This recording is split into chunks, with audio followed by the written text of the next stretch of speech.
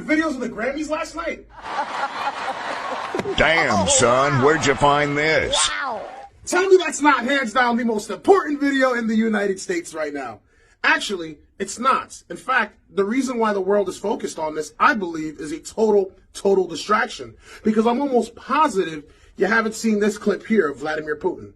Но совершенно очевидно, что в этой связи поставлять наши товары в Европейский Союз, в Соединенные Штаты и получать оплату в долларах, евро, в ряде других валют не имеет для нас уже никакого смысла. Поэтому мною принято решение в самое короткое время реализовать комплекс мер по переводу оплаты. Начнем с этого, с нашего природного газа, переводу оплаты нашего природного газа, поставляемого в так называемые недружественные страны, за российские рубли. То есть отказаться от использования в таких расчетах всех скомпрометировавших себя валют.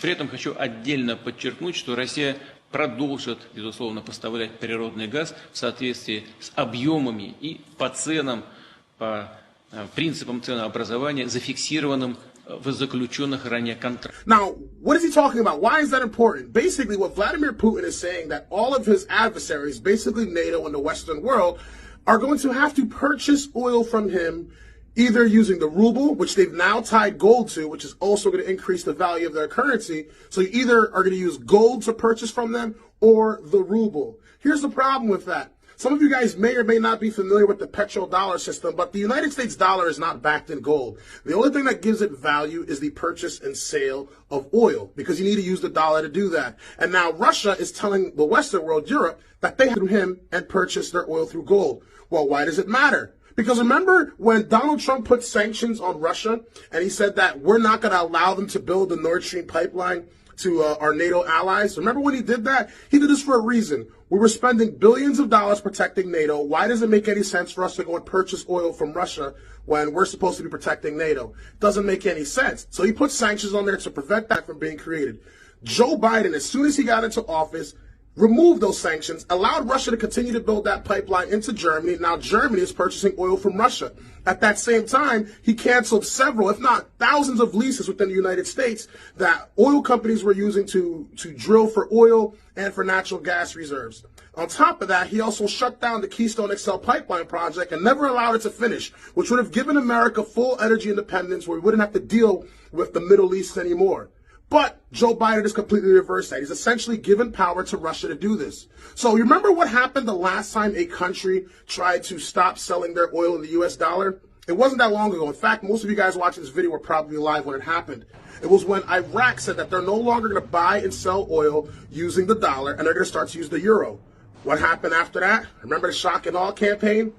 The B-2 bombers, they flew into Iraq, they bombed the country to smithereens, we toppled their government. Do you remember all this stuff? This is the elephant in the room that nobody wants to talk about, okay? And now we have a situation where Russia, one of the countries that are aspiring to become one of the world leaders, are now saying that if you want to work with them, you have to buy gold, and we have no gold that's backing our currency. It's going to hurt us in the long run. Every single thing that Joe Biden has done in regards to energy, whether it's gone to in regards to foreign policy, the conflict that's going on overseas in Ukraine, every single thing that he's done has completely failed, and it is the complete opposite of pushing America forward.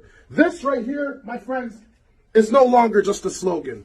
This is no longer just a slogan. America is on life support right now. 2022 is the year that this is the final chance. This is all or nothing for us to turn our country around and put it back on the right track. I don't believe we have until 2024 to make a proper decision.